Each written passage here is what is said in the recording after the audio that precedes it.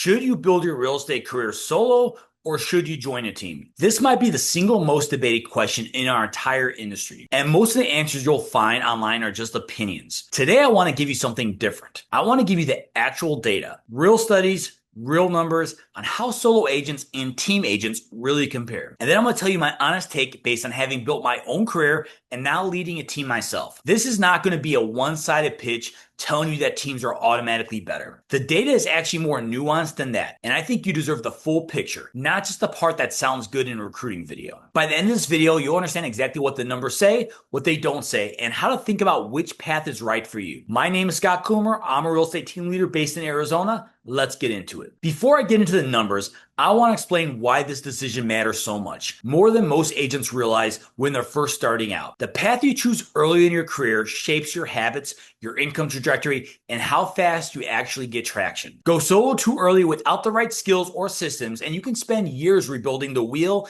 that a team would have already given you. Join the wrong team, and you can end up overworked, underpaid, and wondering what you're actually getting for the split you're giving up. This isn't a decision to make based on pride or fear or what sounds more impressive to tell people at a dinner party. It's a decision that should be based on what's actually going to get you to your goals the fastest. So let's look at what the research actually says. Let's start with some real numbers from real industry research, not opinions, not recruiting talking points. First, agent sentiment about being on a team. An independent national study conducted by Workman Success Systems found that 85% of real estate agents believe that being on a team gives them a competitive edge in the market. That same study found that 77% of agents who worked on a team described the experience as either positive or very positive. That's a strong signal. The large majority of agents who have actually experienced team life report it being a genuinely good experience for their business. Second, how team scales production. Real Trends, which has tracked verified agent and team rankings since 2007, found that from 2011 to 2022, the top 250 producing teams in the country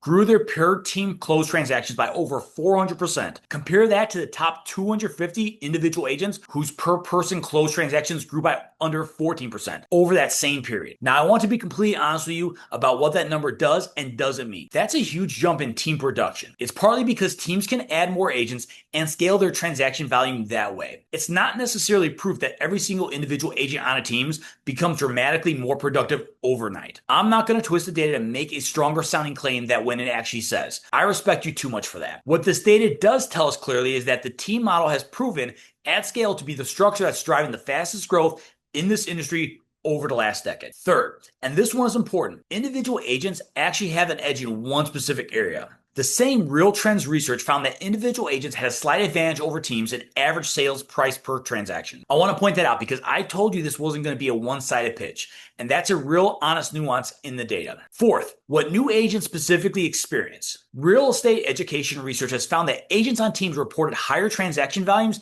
in their first 2 years compared to solo agents. This lines up with something I've seen play out over and over with agents I've worked with personally. The first 2 years are the hardest years to navigate alone. That's exactly when the support of a team tends to matter most. Let's talk about why the data shows such a clear gap in those critical first 2 years specifically, because understanding the why is more useful to you than just memorizing the statistics. Reason one, leads.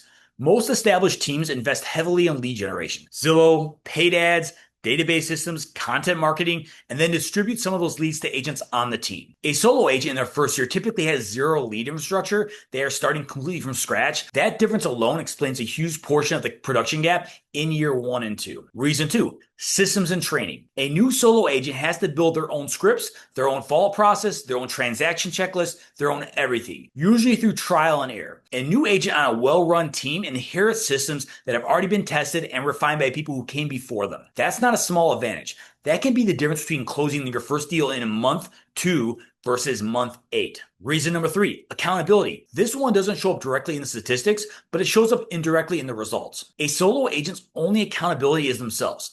And in the beginning, when agents are slow and motivation is hard to manufacture on your own, that's a real risk factor. A team agent has someone checking in, someone expecting certain activities, someone noticing if production starts to slip. Accountability isn't glamorous, but it's one that's most underrated factor in early career success. Reason number 4, average team size. According to research from the National Association of Realtors, the average real estate team has about 4 members, with nearly a third of teams being just 2 agents. That tells you something important. Most teams are not massive 20-person operations. They're small, tight-knit groups, which usually means more individual attention and mentorship not less. I promise you this wasn't going to be a one-sided, so let's talk honestly about when working solo is genuinely the right call. Research shows that roughly 72% of practicing realtors still work as a solo agent. That is the majority of agents in this country. Solo is not some fringe path.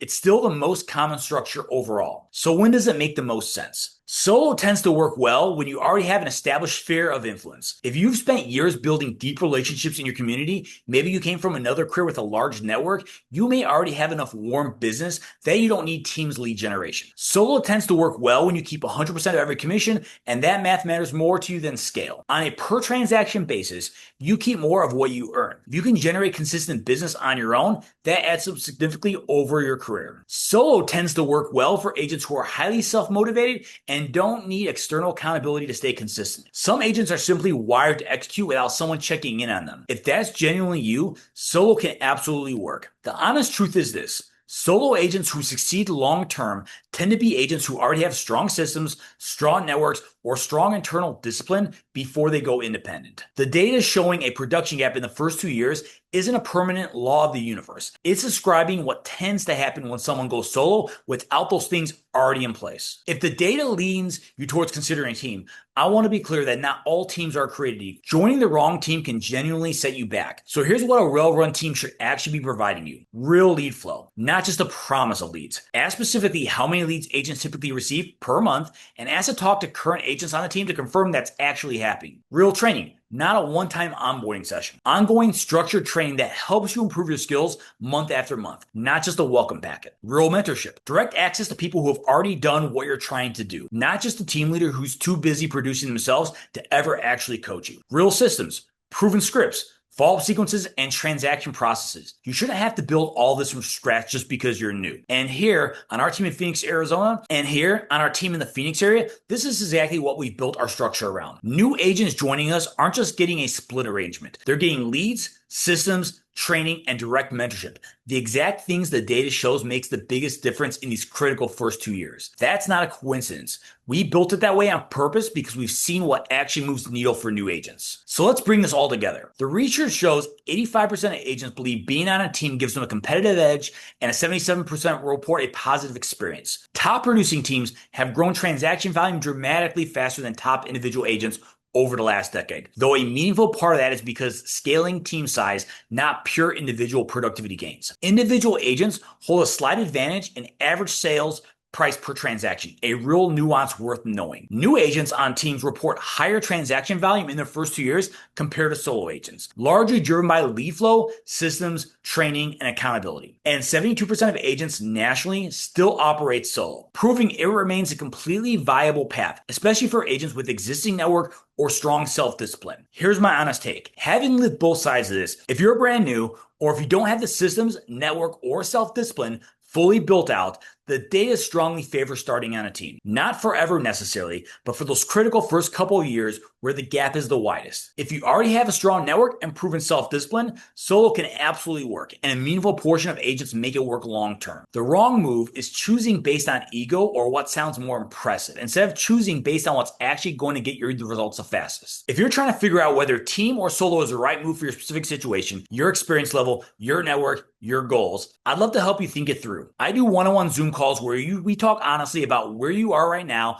and what path actually makes sense for you. Not a recruiting pitch where I tell you the team is automatically right for everyone, because based on everything I just walked you through, that wouldn't even be honest. Just a real conversation to help you make the right call. Link to book directly in my calendar is in the description below. Takes about 30 seconds to book a time with me that works for you. And if this video gave you a clearer picture, subscribe to this channel. I post content every week built around real data and real experience, not hype, to help real estate agents make smarter decisions about their careers. I'm Scott Coomer. Thanks for watching. I'll see you in the next one.